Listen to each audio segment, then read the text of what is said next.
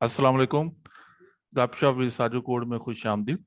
आज का हमारा टॉपिक यह है कि बिजनेस सेंट्रल का पाकिस्तान में स्कोप क्या है।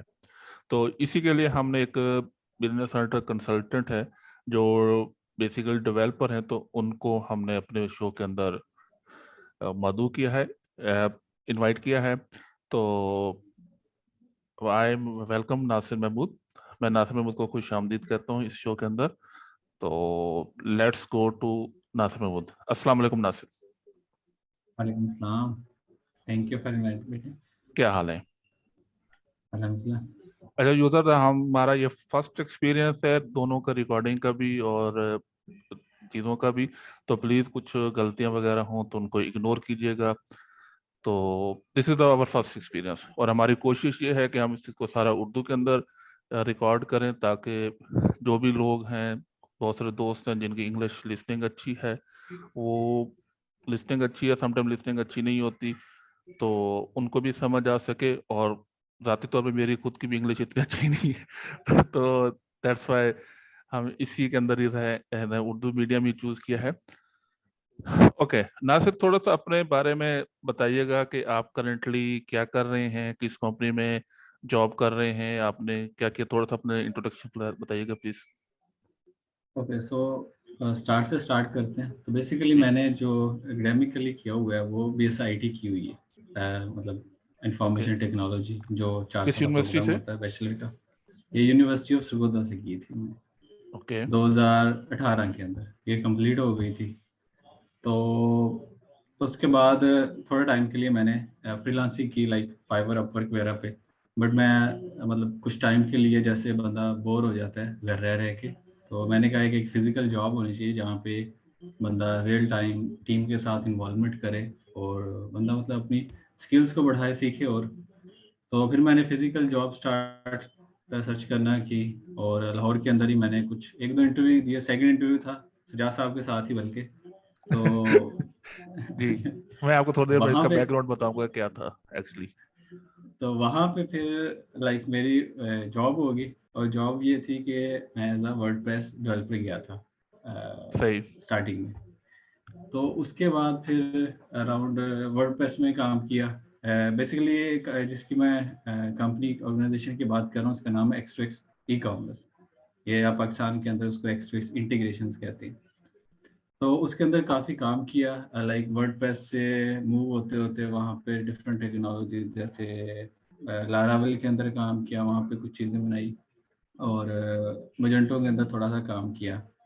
तो ऐसे करते करते हमारा कुछ इन हाउस प्रोजेक्ट्स चल रहे थे, जो कि मतलब मेरी रीज़न है बिजनेस सेंट्रल के ऊपर मूव होने की, या फिर इसको भी अपने स्किल्स के अंदर लाइक शामिल करने की। वो ये है कि हमारे इन हाउस कुछ प्रोजेक्ट्स चल रहे थे जिसमें हम्म। हम ई कॉमर्स वेबसाइट्स को इंटीग्रेट कर रहे थे बिजनेस सेंट्रल के साथ। और वो सही। ई कॉमर्स साइट थी लाइक मजेंटो। तो उसके ऊपर ऑलरेडी काम हो रहा था। तो ये कंपनी को चाहिए थे कुछ और लोग जो कि काम को बूस्टअप कर सकें, उस पर काम कर सकें। तो उन्होंने मुझे कहा, एक और लड़के थे वहाँ पे कोलीग, उनको बोला कि अगर आप मूव होना चाहें तो अच्छी बात है। तो हम मूव हो गए उसके ऊपर, और हमने भी स्टार्ट कर दिया। ऑलरेडी उस पर काम चल रहा था, टीम काम कर रही थी। तो उस इंटीग्रेशन के ऊपर, मतलब फर्स्ट टाइम मैंने उस इंटीग्रेशन के ऊपर बिजनेस सेंटर से काम स्टार्ट किया। और सही। उसके बाद फिर सिलसिला चलते ही रहा। फिर कुछ एक दो एक्सटेंशन वगैरह पे काम किया, एक दो इंटीग्रेशन के अंदर इन्वॉल्वमेंट रही। तो होते बातें तकरीबन 3.5 साल एक्स के अंदर ही गुजर गए, पता भी नहीं चला। सही। तो बेसिकली यही मतलब फेज था जिसमें मतलब लर्न भी किया उसी वक्त काम करते हुए, और सजाद साहब के साथ उसी वक्त काम करते रहे। तो बेसिकली यही था। और उसके बाद फिर एक्स टू एक्स से जब मूव हुए, तो पहले तो मेरा ये था कि लाइक मैं PHP में भी काम कर लेता था। PHP के जो फ्रेमवर्क्स मैंने बताए, और बिजनेस सेंट्रल में भी काम कर लेता था। तो जब मैं एक्स टू एक्स से मूव हुआ, एक न्यू कंसल्टिंग हाउस जिसका नाम मेजोन है, वो भी लाहौर के अंदर है, मेजोन कंसल्टिंग एंड सॉल्यूशंस। तो उसके अंदर मेरी एज अ डेवलपमेंट कंसल्टेंट जब जॉब हुई, तो वहाँ पे फिर क्योंकि उनका काम डायनामिक्स के साथ था, तो PHP फिर निकल गया। मतलब वहाँ पे सही। काम करने की मैं खुद तो कर लेता हूँ, बट वहाँ पे क्योंकि उनको जरूरत नहीं है, तो वो वहाँ मतलब पे पूरी बिजनेस कंपनी सेंटर। ऐसी बिजनेस सेंट्रल और डायनामिक 365 के सॉल्यूशंस ही प्रोवाइड कर रही है। एग्जैक्टली वो उसी इकोसिस्टम के अंदर रह के क्लाइंट के साथ डील करते हैं, तो मुझे फिर ऑब्वियसली उसी के अंदर ही रहना था। तो बेसिकली फिलहाल मुझे तकरीबन मार्च से मैंने उसको मेज़ॉन को ज्वाइन किया है, तो अभी वहाँ ही पे काम कर रहा हूँ और इन्हीं टेक्नोलॉजी के साथ, लाइक बिजनेस सेंटर और एक और लाइक है डायनामिक्स फाइनेंस एंड ऑपरेशन, जो पुराना जिसको एएक्स FNO। भी कहते थे, एफएनओ। तो सही। ये दोनों के साथ फिलहाल मैं करंटली काम कर रहा हूँ। सही, गुड। अच्छा, इसके अंदर ये जब आपने फर्स्ट टाइम, ये व्यूज आपके लिए है मोस्टली जब हम स्टूडेंट होते हैं या फ्रेशर होते हैं या नेट डेवलपर, तो हमारे माइंड में यही होता है कि PHP है, लारावेल है, .NET है, या इस तरह की हमारे पास माइंड में लैंग्वेजेस होती हैं। जब फर्स्ट टाइम मतलब मैं ही आप लोगों को, मतलब ये मेरे नासिर मेरे साथ है, ये मेरे बरखुरदार भी इस तरह है, मेरे छोटे भाई भी हैं, और ये मेरी एक्सप्लोरेशन के अंदर भी है।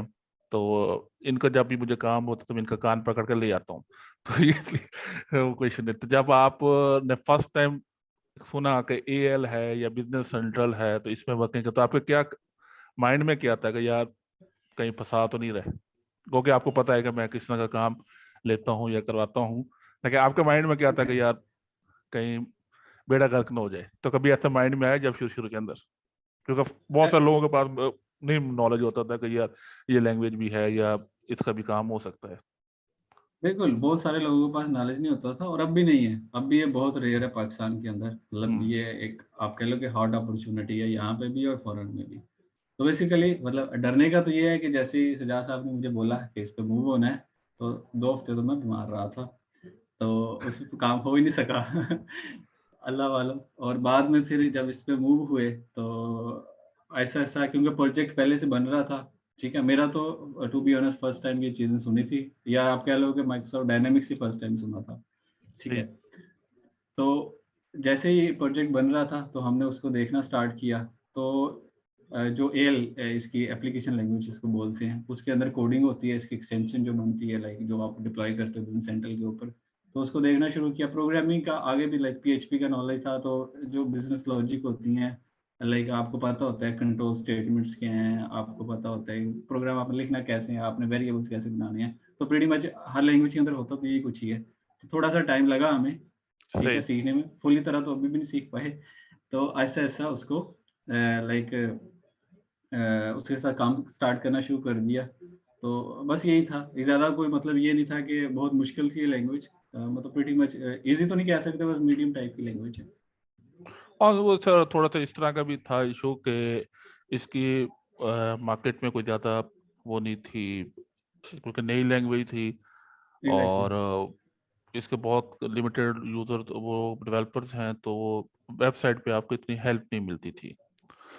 तो एनीवे, अब आप इसमें वर्किंग कर रहे हैं, दैट्स गुड।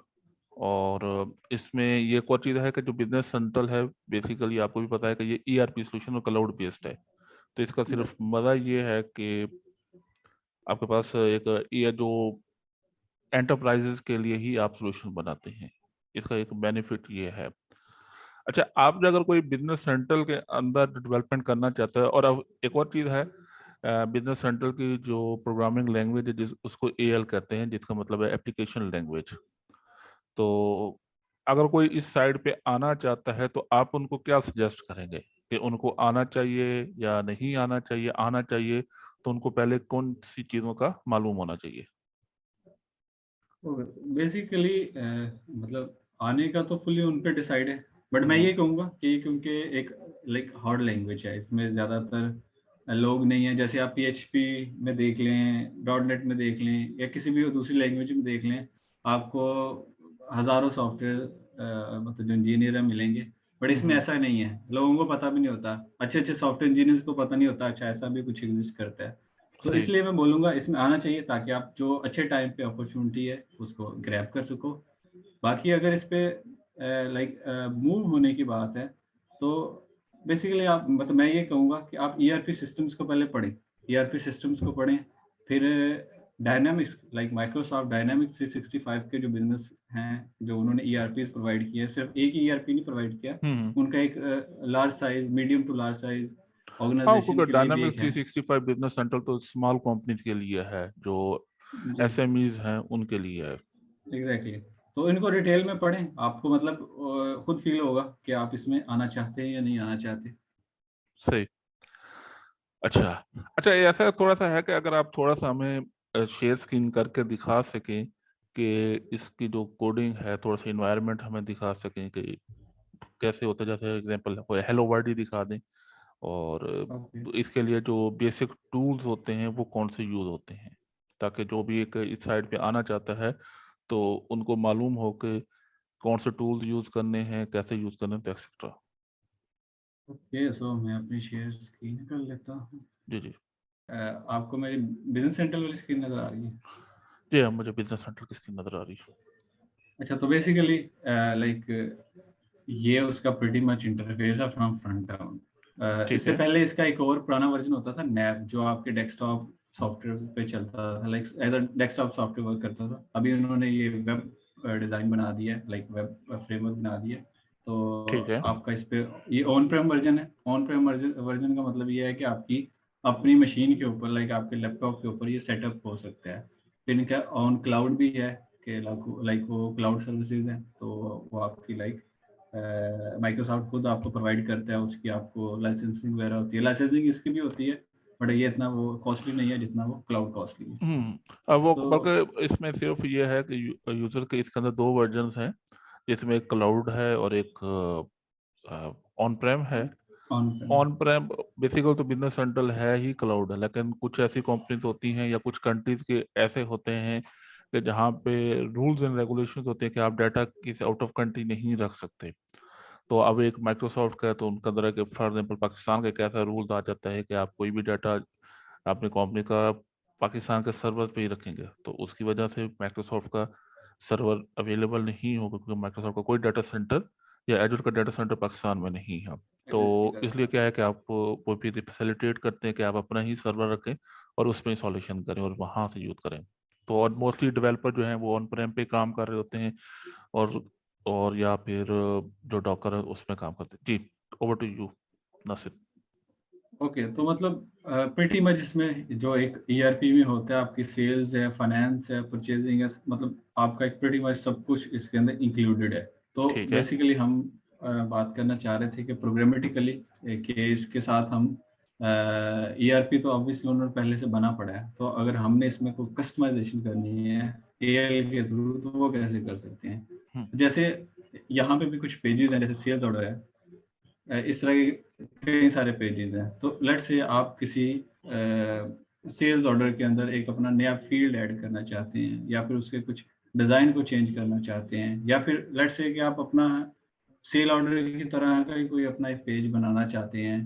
तो इस तरह की जो सारी कस्टमाइजेशन है वो बेसिकली आप एल एप्लीकेशन लैंग्वेज जो उन्होंने प्रोवाइड की हुई है, वो जो एक तरह से फ्रेमवर्क है, एप्लीकेशन हम्म। फ्रेमवर्क है, प्रोग्रामिंग फ्रेमवर्क है, उससे डील कर लेते हैं। तो सही। इसकी जो सारी प्रोग्रामिंग है वो आपकी होती है विजुअल स्टूडियो कोड के अंदर, नॉट विजुअल स्टूडियो कोड के अंदर। ठीक तो है। अगर मैं उसको ओपन करूं,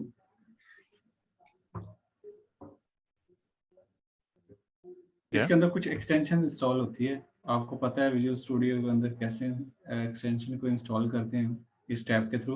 तो इसके अंदर एक एक्सटेंशन जो कि माइक्रोसॉफ्ट प्रोवाइड करता है, उसका नाम है एल लैंग्वेज। तो ठीक इस है। तरह की डिफरेंट लैंग्वेजेस होती हैं, लैंग्वेज कह रहा हूँ, एक्सटेंशन है जो आपकी एल को एक्सपोर्ट करती हैं, तो आप उनको इंस्टॉल करके अपनी प्रोग्रामिंग को बेटर कर सकते हो। बट ये मस्ट है एल लैंग्वेज। ठीक है। तो अगर आपने नया प्रोजेक्ट स्टार्ट करना है, नया प्रोजेक्ट से मुराद है कि नई एक्सटेंशन बनानी है जो आपकी ऑन प्रेम या ऑन क्लाउड के ऊपर जाके इंस्टॉल हो सके और आपके फीचर परफॉर्म हो सके, तो आप बेसिकली कंट्रोल शिफ्ट और पी प्रेस करते हो, तो आपका ये एक ड्रॉप डाउन जो लाइक ओपन हो जाता है। तो इसका सेकंड ऑप्शन है एल गो। एल्गो, ये तो अगर मतलब आप इस इसका पर क्लिक, प्रोजेक्ट क्रिएट करने के लिए होता है, और बहुत सारी आई थिंक जो डिफरेंट और प्रोग्रामिंग लैंग्वेजेस हैं, तो गो का वर्ड मोस्टली यूज होता है कि आप ऑनेक यूज करते हैं विजुअल कोड के अंदर, या पीएचपी यूज करते हैं, डॉट नेट यूज करते हैं, कुछ भी करते हैं, और एएल का वही प्रीफिक्स जो है वो एएल है। ठीक है। एल है बिल्कुल। तो अगर आप इस पर क्लिक करें तो आपको एक वो थोड़ा सा ड्रॉप डाउन आ जाएगा जहाँ पे वो कहेगा कि आपको अपना प्रोजेक्ट का नेम सेलेक्ट करना है। ठीक है। तो यहाँ पे हम कर देते हैं पीसी कुछ भी कर लें, इस पैशन कर लें। और ये इसके आगे वेव्स होती हैं, लाइक क्योंकि बिजनेस सेंट्रल ऑब्वियसली काफ़ी टाइम से रिलीज हुआ है, 2019 2018, तो वो आपकी सारी यहाँ पे रिलीज आ रही हैं। तो लाइक अगर आपने किसी पुराने वर्जन के लिए जो कि आपके पास ऑन प्रेम था, ऑन क्लाउड तो आपका ऑटोमेटिकली अपडेट होता रहता है, सही है। ठीक है, बट ऑन प्रेम के लिए अगर आपको किसी पुराने वर्जन को सपोर्ट करना है तो आपसे यहाँ सेलेक्ट कर सकते हैं, और बाय डिफॉल्ट आपका जो लेटेस्ट वन होगा वो सबसे ऊपर आ रहा होगा। जैसे 2022 का वेव 1 आ रहा है, तो आप उसको क्लिक करेंगे तो ये आपका प्रोजेक्ट क्रिएशन स्टार्ट हो जाएगी, और ये आपका प्रोजेक्ट क्रिएट हो गया। कुछ फाइल्स हैं अभी वो ऐसा से यहाँ पे क्रिएट हो गई। ठीक है। पर अक्सर डेवलपरों के लिए कि प्लीज़ अपने जो भी कंप्यूटर होते हैं, लैपटॉप होते हैं, उनको अप टू ग्रेड रखा करें कि कम से कम उसमें आजकल 16 GB रैम होनी चाहिए, और कम से कम i5 4th+ जनरेशन होनी चाहिए, क्योंकि मस्ट है, लाइफ आसान हो जाएगी। लाइफ आसान हो। क्योंकि देखो प्रोडक्टिविटी क्या होती है कि आप कम टाइम में मैक्सिमम काम करें। अब आप एक सिस्टम आपके पास Pentium 4 पे भी काम हो जाएगा, लेकिन क्या है कि आप उसमें वेट करते रहेंगे। तो इसलिए अपने आप को अपग्रेड रखना चाहिए। और एक मेरे किसी ने मैंने कहीं से सुना था कि हमारा मसला क्या होता है कि हम अपने आप के ऊपर इन्वेस्टमेंट करना छोड़ देते हैं। हम एक जब आप तभी अनमैरिड हैं, जो मैरिड लोग होते हैं हम जैसे, जैसे शादी हुई तो उन्होंने अपने आप के ऊपर इन्वेस्टमेंट करना ही छोड़ दी। क्या है कि नहीं यार, रहने देते हैं, छोड़ देते हैं, अभी बचाते हैं, फिर देखेंगे। तो इन तमाम चीज़ों को एक अच्छा, एक प्रोफेशनल लुक आती है। Okay, go ahead. तो जब प्रोजेक्ट आपका क्रिएट हो गया, लाइक आपने नेम दे दिया, प्रोजेक्ट क्रिएट हो गया, तो फिर एक और ड्रॉप डाउन आपको नजर आता है। अब ये वही जो चीज़ हम डिस्कस कर रहे थे कि ऑन प्रेम है या फिर ये क्लाउड है। ठीक क्लाउड है। सैंडबॉक्स के लिए आप कर सकते हो या फिर प्रेम के लिए कर सकते हो। फिलहाल हम प्रेम को यूज़ कर लेते हैं। ठीक है। ऑन प्रेम सेलेक्ट करेंगे तो वो आपकी एक लॉन्च की फाइल क्रिएट कर देगा, और ये आपको लाइक कुछ वो होंगी कॉन्फ़िगरेशन। अब इसका ये मतलब नहीं है कि अगर आपने ऑन प्रेम सेलेक्ट कर लिया तो आप क्लाउड नहीं यूज़ कर सकते। आप इसे कमेंट कर दें और ऐड कॉन्फ़िगरेशन पे जाके यहाँ पे अपना एक दूसरा सेलेक्ट कर लें कॉन्फ़िगरेशन क्लाउड के लिए। ठीक। तो मतलब ऐसे करके यहाँ पे आपको कॉन्फ़िगरेशन आ जाएंगी क्लाउड की, तो आप क्लाउड की कॉन्फ़िगरेशन यूज़ कर सकते हैं। अभी फिलहाल हम ऑन प्रेम के साथ चलते हैं। ऑन प्रेम के साथ लाइक आपने ये आपके सर्वर का नाम जो है, लाइक ये हम ये यूआरएल जाके देना वापस पड़ेगा। देख लेते हैं। ये आपको आपको पता है सर्वर का नाम, जैसे एसक्यूएल के अंदर भी आप यूज़ करते हैं, वही हम्म। यहाँ पे। और बीसी वर्जन जो है, अब मैंने 200 इंस्टॉल किया हुआ है, लाइक ये लेटेस्ट वर्जन है 20। तो आप ठीक है। यहाँ पे उसको पास दे दें कि सर्वर इंस्टेंस कौन सा है। अब ये क्योंकि हमने कोई विंडोज़ के साथ ऑथेंटिकेशन कर रहे हैं, तो हम विंडोज़ के साथ ऑथेंटिकेशन कर देंगे। तो बेसिकली आपकी वो होती हैं फर्स्ट जो पैरामीटर जो आपने कॉन्फ़िगर करने होते हैं, ताकि आपका जो एक्सटेंशन है वो लॉन्च हो सके। ठीक तो है। ठीक है, इसके बाद जैसे ही ये आपका कॉन्फ़िगर हो गया, तो आपने एक बहुत इंपॉर्टेंट चीज़ है जो आपकी प्रोग्रामिंग को सपोर्ट करती है, वो है आपके जो है सैम्पल्स। वो आपने सैम्पल्स लाजमी डाउनलोड करना है, ताकि जो ऑलरेडी सिस्टम है बिजनेस सेंट्रल का, उसके अंदर जो जो लाइक पेजेस बने हुए हैं, टेबल बने हुए हैं, सब की इंफॉर्मेशन आपके पास आ सके, और आप फिर उनके अंदर ही कस्टमाइजेशन करेंगे। तो इसलिए सही। आपको पहले वो डाउनलोड करना चाहिए। तो उसके लिए भी आप वही कंट्रोल शिफ्ट पी पे जाएंगे, और यहाँ पे जाके लिखेंगे डाउनलोड सैम्पल्स। तो ये जो डाउनलोड सैम्पल है, इसके ऊपर आप क्लिक करेंगे तो आपके, अगर तो आपने पाथ वगैरह सब कुछ ठीक दिया हुआ है ऑन प्रेम के लिए या लेट्स से क्लाउड के लिए, तो वो आपके सैम्पल्स को डाउनलोड कर देगा। ठीक है।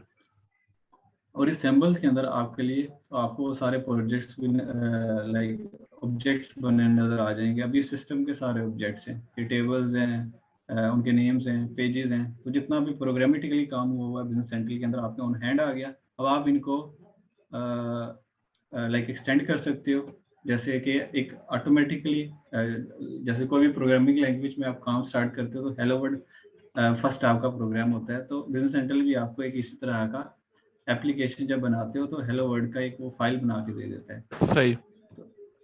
तो यहाँ पे उसने एक लाइक ऑटोमेटिकली कस्टमर पेज जो कि सिस्टम का है, कस्टमर लिस्ट का, उसको एक्सटेंड किया हुआ है और अपनी एक पेज एक्सटेंशन बनाई हुई है। तो ठीक है। पेज एक्सटेंशन मतलब ये है कि लाइक अगर ऑलरेडी पेजेस बने हुए हैं, लाइक कस्टमर का पेज बना हुआ है, या अभी मैंने आपको एक सेल्स ऑर्डर का पेज दिखाया था, उस तरह के पेजेस बने हुए हैं, और मैं बोल रहा था कि उसके अंदर अगर आपको फील्ड ऐड करना चाहते हो तो आप यहाँ से उसे पेज एक्सटेंशन थ्रू एक्सटेंड करेंगे, और उसके ऊपर जो भी कस्टमाइजेशन आप करना चाहते हैं वो इसके थ्रू आप कर सकते हैं। फॉर एग्जांपल ये ऑलरेडी बना हुआ है, एग्जांपल के तौर पे हम इसी को ले लेते हैं। लाइक एक कस्टमर को एक्सटेंड कर रहा है, और जैसे ये पेज ओपन हो, ये ट्रिगर बना हुआ है बेसिकली। एक ट्रिगर है कि जैसे ठीक पेज है। ओपन हो एक मैसेज शो करवा दो, ऐप इज पब्लिश्ड। तो हम इसको लाइक यहाँ पे आप लिख दें पब्लिश करेंगे, पब्लिश। गपशप with Saju code, okay, sound good. ताकि हाँ पता चले ना।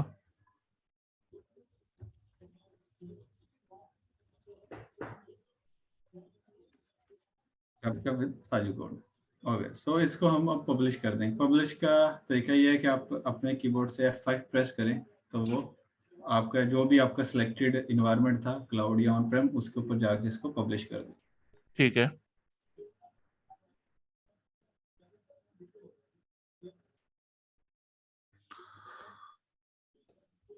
थोड़ा टाइम लगेगा बिल्ड वगैरह करके इसको। वहाँ पे ये आपको नीचे मैसेज शो हो जाएगा सक्सेस का, और बता देगा कि पैकेज ये पब्लिश वाला हो गया, सही है। पब्लिश हो चुका है। ठीक है। अब ये बाय डिफॉल्ट क्योंकि पेज होता ही 22 ओपन है, वो क्यों होता है कि वो आप कॉन्फ़िगरेशन यहाँ के से अंदर, कर फाइल के अंदर सकते आप हो। ऐड करते हैं, सही। हाँ, ये ऑब्जेक्ट है 22 कस्टमर्स का है, तो आपका वो जैसे ओपन हुआ तो ये भी ओपन हो गया। तो ये मैसेज था जो हमने कस्टमाइज ठीक करके है। गपशप साजी कोड लिखा अच्छा, था, आप इस तरह ये कोई कर आपको शो सकते हो हैं कि गया। एक कॉलम इसी पेज के अंदर एक आध कॉलम ऐड कर दें, जिसकी बिल्कुल। जी प्लीज, ताकि थोड़ा अच्छा, सा आइडिया हो आप जाएगा कि आप पेज को कस्टमाइज भी कर सकते। ठीक है। फॉर एग्जांपल यहाँ पे कोई कॉलम नहीं है, हम उसको कर देते हैं ऐड इस पेज के ऊपर। यहाँ पे ओपन कर लेते हैं। इस पे जनरल पोस्टिंग ग्रुप नहीं होगा, तो वो हम यहाँ पे ऐड कर देते हैं। ये जनरल बस पोस्टिंग ग्रुप हम लिस्ट के ऊपर नहीं है अभी शो हो रहा। ठीक है। ठीक है, तो इसको हम ऐड कर देते हैं। से ठीक है। आप उसी में वापस जाएंगे पेज एक्सटेंशन के अंदर, और यहाँ पे जाके आप एक तो टी फील्ड्स,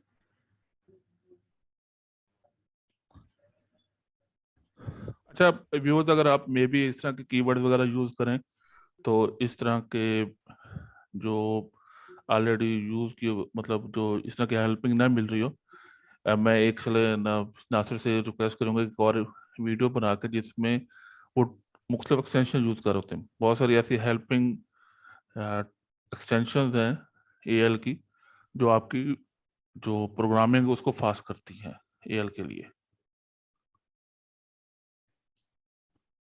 फॉर एग्जांपल एक चीज़ जैसी अभी हुई मेरे साथ भी, बंदे को सिंटैक्स नहीं याद रहता। तो अगर ये ऑलरेडी क्योंकि पेज इन्होंने थोड़े से फीचर के साथ, लाइक थोड़े से टेक्स्ट के साथ दिया हुआ था, आपको वो नहीं सिंटैक्स याद आ रहा, तो इसका एक ये होता है कि आप अपना टी के साथ कुछ भी लिखेंगे, पेज एक्सटेंशन, तो वो आपको पूरा एक फॉर्मेट बना के दे देगा। जैसे यहाँ पे हम एक्सटेंशन का स्निपेट टूल यूज करते हैं, और ये पेज ठीक है। एक्सटेंशन हम कर लेते हैं।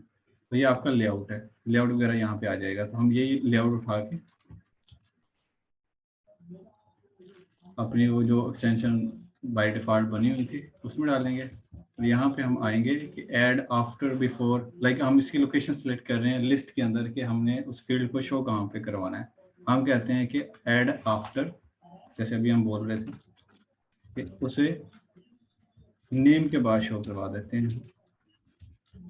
ठीक है, और फील्ड शो करवाते हैं, तो फील्ड का नाम ये है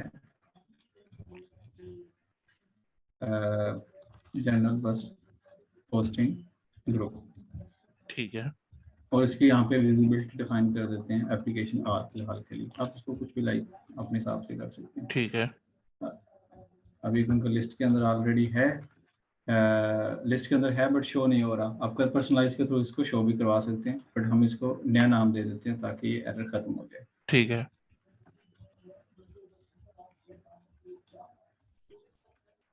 ठीक है, ये आपका फील्ड ऐड हो गया। इसको दोबारा से पब्लिश कर दें, वही F5 प्रेस करके। ठीक है।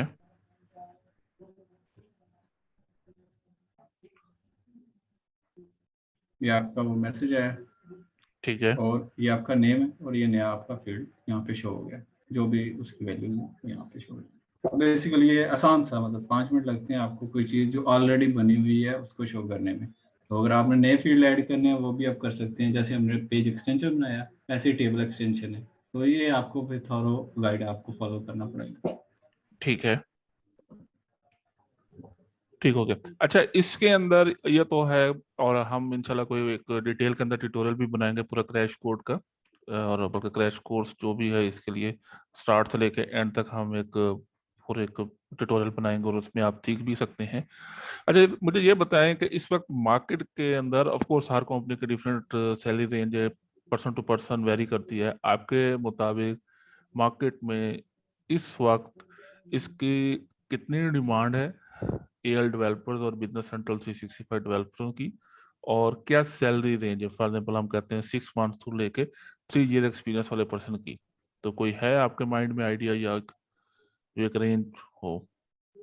और फर्स्ट ऑफ ऑल तो मैं ये कह दूं, क्योंकि इसके जो सॉफ्टवेयर हाउसेज हैं इस हम्म। मतलब पर्टिकुलर टेक्नोलॉजी से रिलेटेड लाहौर में ये कहीं पे बहुत कम है। लाइक वेब डेवलपमेंट इस तरह के आपको बहुत सारे, एंड्रॉयड डेवलपमेंट, मोबाइल डेवलपमेंट बहुत सारे मिल जाएंगे। तो आपने वहाँ पे ट्राई नहीं करना अपना लक, कि वहाँ पे सीवी नहीं फेंकनी। इसके आपने स्पेसिफिक, जैसे मैंने बोला अमेजोन है, इस तरह के स्पेसिफिक हाउसेज हैं जहाँ पे आप लाइक जॉब ले सकते हैं, जो इसको लाइक डील कर रहे हैं टेक्नोलॉजीज के अंदर। ठीक है। तो बेसिकली लाइक अगर आपका 3-4 साल का एक्सपीरियंस है, तो आप कहीं पे भी, मतलब पाकिस्तान में तो एटलीस्ट आपको 100 के आराम से मिल जाएगा पाकिस्तान के अंदर। और अगर आप फॉरेन की बात करते हैं, तो फॉरेन आपको लाइक 3 to 4 thousand मंथली आराम से पे कर रहे हैं। इनकी इस तरह से जॉब्स हैं। ठीक है। अच्छा, ये सैलरी रेंज तो हो गई। अच्छा, ये नॉर्मली जो फॉर एग्जाम्पल 6 महीने का बंदा एक्सपीरियंस पर्सन है या 1 ईयर एक्सपीरियंस पर्सन है इन बिजनेस सेंट्रल, या वैसे भी डेवलपर और बिजनेस सेंट्रल की तरफ आना चाहता है, तो नॉर्मली इंटरव्यूज के अंदर किस तरह के क्वेश्चन पूछे जाते हैं? या इन अदर टर्म मैं आपसे पूछूं कि आपसे जब आपने जॉब के लिए अप्लाई किया तो आपसे किस तरह के क्वेश्चन वगैरह पूछे गए थे इसके लिए? अच्छा, लैंग्वेज को तो आपने एल को तो देख ही लिया कि सिंपल है, मतलब ठीक है। आपका एक फ्रेमवर्क टाइप की लैंग्वेज है। तो बड़ी कोई मुश्किल लैंग्वेज नहीं है कि आपको कोई ज़्यादा लॉजिक तो बनानी पड़े। तो इससे रिलेटेड क्वेश्चन होते हैं, बट इतने ट्रिकी नहीं होते कि आप उनका आंसर ना दे सको। अगर आपने कोई 5 साल वहाँ काम किया हुआ है तो बड़े आसानी से उनके आंसर दे दोगे। बट जो मेन चीज़ है वो आपका सिस्टम की, लाइक जो है ना, प्रोसेसेस के बारे में पूछते हैं कि बिजनेस प्रोसेसेस काम कैसे कर रहे हैं, आपका सेल्स परचेज कैसे काम कर रहा है, हम्म। आपके ऑर्डर्स कैसे गिर रहे हैं, आप उनको इनवाइस कैसे कर रहे हो, और उनके इन बिटवीन क्या प्रोसेसेस हैं जो परफॉर्म हो रहे हैं। बट लाइक आपको एक जनरल ईआरपी का आइडिया होना चाहिए। अगर बिजनेस सेंट्रल का आइडिया नहीं है तो लाइक जनरल ईआरपी का आइडिया होना चाहिए, तभी आप बिजनेस सेंट्रल के बल्कि मैं उसको अगर सिंपल करूं, क्योंकि ईआरपी का तो डिफरेंट है, आई थिंक कि अगर कोई ईआरपी की डेवलपमेंट में आना चाहता है, जो मेरा एक परसेप्शन है, may be I am wrong, कि आपको बेसिक अकाउंटिंग और बेसिक बिजनेस फ्लोज आने चाहिए, कि फॉर एग्जांपल परचेज किस तरह काम करती है, ऐसे। सेल्स कैसे काम करती है, चार्ट ऑफ अकाउंट क्या है, आइटम क्या है, इन्वेंट्री क्या है, और इस तरह की चीजें। तो आपके पास भी इस तरह के क्वेश्चन हुए थे ज्यादातर कि या? मोस्टली इस तरह के हुए थे। मुझे प्रोग्रामिंग के रिलेटेड तो मेरा क्वेश्चन हुआ ही नहीं कोई, टू बी सही। ऑनेस्ट। हम्म। हाँ, क्योंकि बेसिकली अगर आपके पास ईआरपी को इम्प्लीमेंट करना चाहते हैं, मोस्टली चीज़ें बनी होती, बहुत आप एक डिप्लॉय प्रोजेक्ट करते हैं तो 10 से 20% डेवलपमेंट होती है, बाकी तो उसी ईआरपी से ही किया जाता है। अच्छा, इसके लिए जो रिपोर्टिंग वगैरह है उसके लिए कौन सा टूल मोस्टली यूज होता है?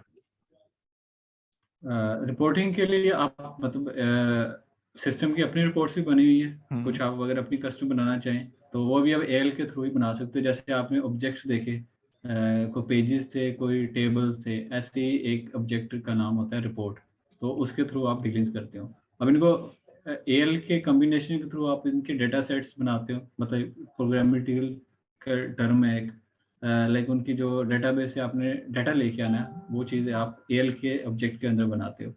फिर उसकी जो डिज़ाइनिंग है और कस्टमाइजेशन है, वो आप बेसिकली आरडीएल के थ्रू कर सकते हो। रिपोर्ट बिल्डर सॉफ्टवेयर्स हैं सही। माइक्रोसॉफ्ट के थ्रू प्रोवाइड किए हुए। अगर तो आपने आरएलडी का फॉर्मेट बनाना है, बिजनेस सेंट्रल के अंदर दो ही फॉर्मेट होते हैं। एक आपका फिर आ जाता है वर्ड का फॉर्मेट, माइक्रोसॉफ्ट वर्ड का फॉर्मेट।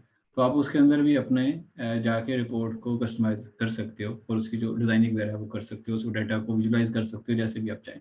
सही। तो ये हमारा आज का इंटरव्यू था। ना सिर्फ कोई क्लोजिंग मार्क्स या कोई सजेशन या कोई टिप जो प्रोग्रामर्स हैं, फ्रेशर्स हैं, उनको देना चाहते हैं, बल्कि जो फ्रेशर्स हैं, बेसिकली हमारा या इस पूरे एक टॉक शो का करने का मकसद ये है कि जो नए लोग हैं जो इस प्रोग्रामिंग फील्ड में आना चाहते हैं, उनके लिए गाइड देना है, गाइडेंस देनी है कि कौन कौन सी फील्ड मार्केट में यूज हो रही है, किस साइड पर जानी है। तो मेरा इंशाल्लाह आगे भी इरादा है और भी बहुत सारे लोग जो एक्सपीरियंस पर्सन हैं उनके हम इंटरव्यूज करेंगे और वो बताएंगे कि मार्केट में क्या चीज़ें ज़्यादा चल रही हैं, किस साइड पर जाना चाहिए। तो मेन मकसद इस पूरे प्रोग्राम का भी यही है। तो आपकी साइड पे कोई प्रोग्रामर्स हैं जो इस साइड पे आना चाहते हैं या वैसे ओवरऑल भी किसी को टिप्स एंड ट्रिक्स देना चाहते हैं या सजेशन है, तो वो क्या है? तो ज़्यादा तो नहीं कहूँगा, मैं ही कहूँगा क्योंकि मैंने वेब डेवलपमेंट के साथ भी डील किया और इसके साथ भी डील किया है। तो ईआरपी का एक फील्ड नो डाउट अच्छा है, मतलब आपको एक फील होता है कि आप जस्ट वेबसाइट बिल्डिंग नहीं कर रहे, कुछ एक्चुअल में प्रोवाइड कर रहे हो और वो एक्चुअली क्लाइंट जाके यूज़ कर रहा है, मतलब बिजनेस के अंदर। तो आप ईआरपी के अंदर आना चाहते हो तो ज़रूर आए। और इसको सीखने की, जैसे कि हमने बता दिया स्कोप वगैरह क्या है इसका सीखने का, लाइक एक मतलब बेसिक वगैरह आपको बता दिया है, कितना वो मुश्किल भी नहीं है सीखने का। तो लाइक सही। आपकी एक एटलीस्ट ईआरपी के अंदर एंट्रेंस हो जाएगी और मेनली आपकी माइक्रोसॉफ्ट की फैमिली या इकोसिस्टम के अंदर एंट्रेंस हो जाएगी। बाद में तो आपको लाइक हज़ारों चीज़ें पता चलेगी जिन पे आप काम कर सकते हाँ ठीक हो गया, बिल्कुल सही है। अच्छा, एक और चीज़ भी है जो मैंने खुद देखी है और मेरे को ऑब्जर्वेशन भी है, आप लोग भी जो भी व्यूअर्स हैं देखें, इसके अंदर जो आप ऐसे काम करते हैं जो मार्केट से हट के हों। एग्जाम्पल के तौर पे आपके पास 3 साल का एक्सपीरियंस है लारावेल, तो आपको जो अभी ग्रांट सैलरी ले रहे हैं, आई थिंक उस तक पहुंचने तक के लिए तकरीबन 4-5 साल लगते, ठीक है ना? मतलब 2 साल और लगते हैं।